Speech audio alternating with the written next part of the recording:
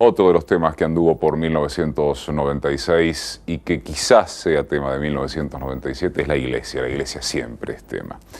El 26 de mayo del año pasado traíamos a Esta Boca es Mía al teólogo Rubén Drí a presentar su libro sobre el autoritarismo de la Iglesia.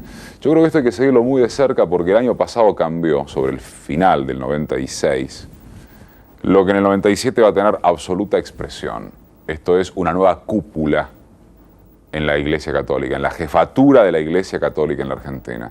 Entonces me parece que Drí le da un marco estructural a lo que es la nueva postura de la Iglesia o lo que podría ser. Vamos a ver aquel momento de Esta Boca es Mía. Autoritarismo y democracia en la Biblia y en la Iglesia. No solo flor de título, sino flor de tema. Rubén Drí, teólogo, que está aquí, me acompaña. Y yo te decía el otro día, Rubén, que me parecía interesante contar la anécdota de lo que este colega me contaba respecto de Hesayne, cómo lo partieron. Porque ¿qué es eso sino autoritarismo en la Iglesia, ¿no? Exactamente, precisamente es eso. Ahí yo trato de desarrollar cómo el autoritarismo se encuentra tanto en la Biblia como en la Iglesia, pero también se encuentra tanto en la Biblia como en la Iglesia la democracia, lo cual significa que hay dos proyectos contrapuestos, cosa que en general se ignora. Es decir, en nuestra cultura nosotros ignoramos esto.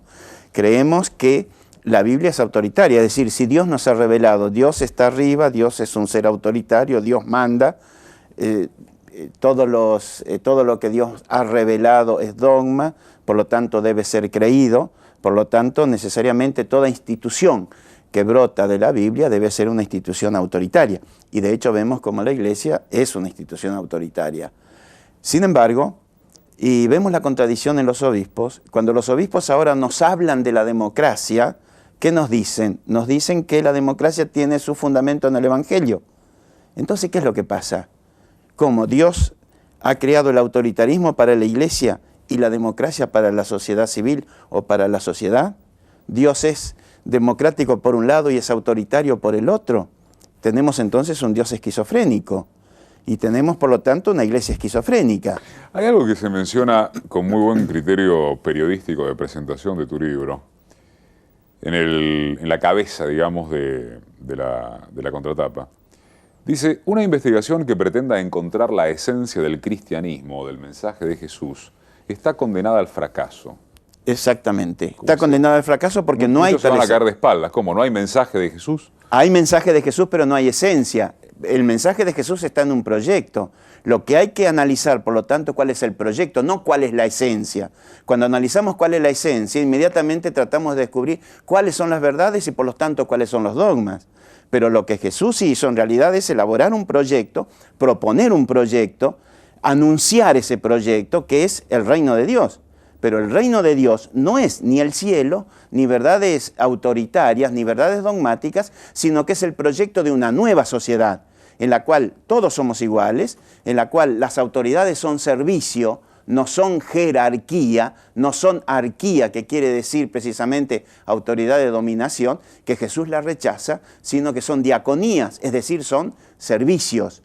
Porque este concepto y este proyecto está en la historia del pueblo hebreo. Es decir, Jesús no lo inventa. Jesús interpreta su propia historia, la propia historia de su pueblo, y se pronuncia por uno de los proyectos que están en la Biblia, que recorren toda la historia, que es precisamente el proyecto que ha perdido, porque ha triunfado el proyecto autoritario, es decir, el proyecto de dominación. Y Jesús propone el otro proyecto, y por eso lo matan a él.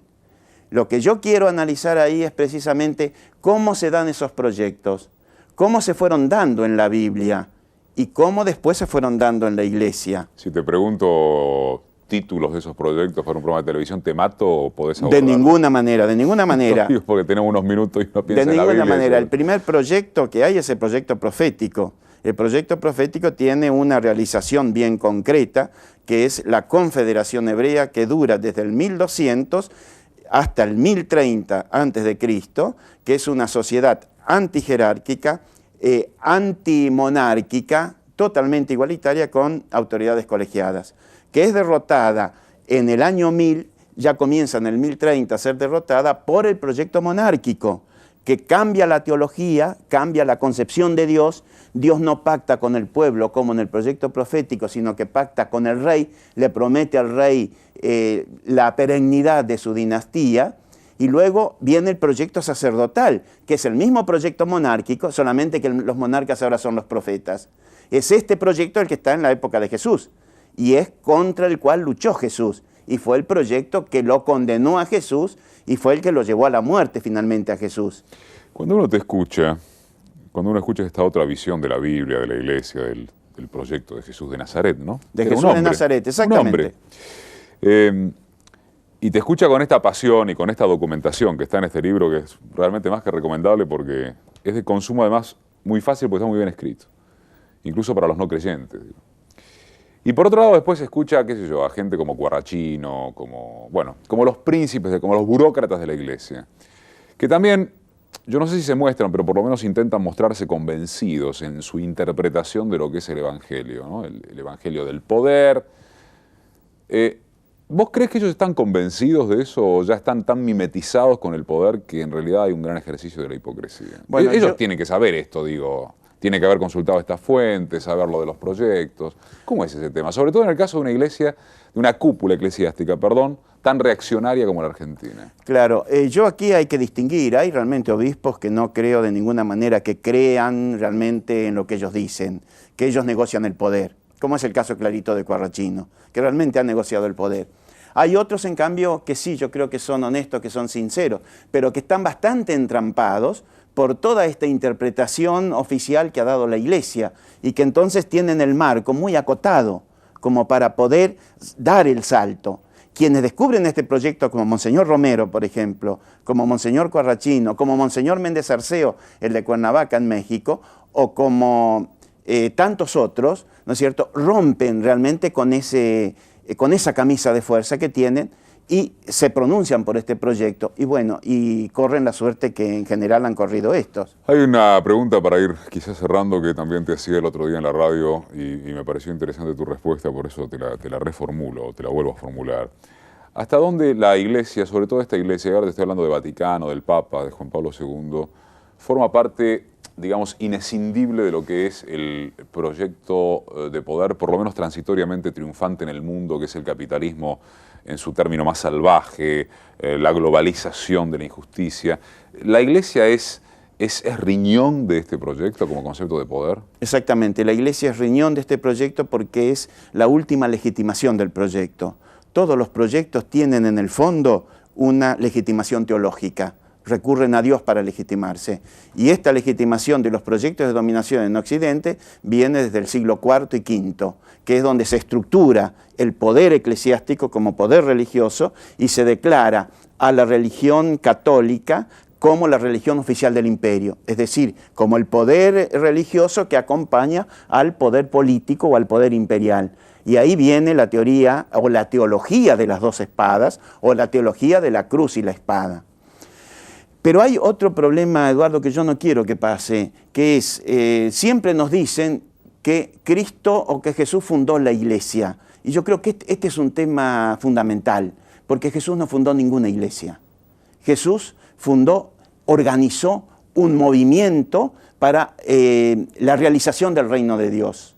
Cuando Él muere, después, cuando se dispersan sus discípulos, porque el proyecto de Jesús fracasa, porque a Él lo matan.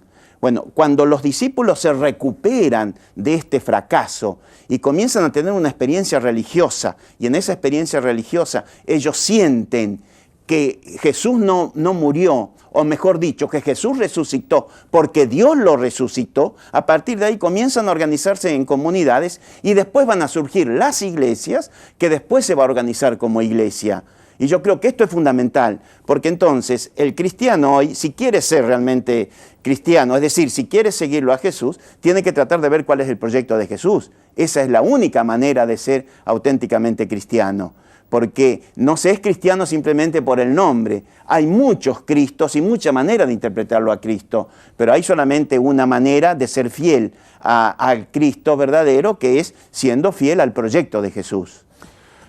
Muy claro, Rubén. Y suerte con el libro, porque te la mereces, en serio. Y además felicitaciones por cómo está escrito.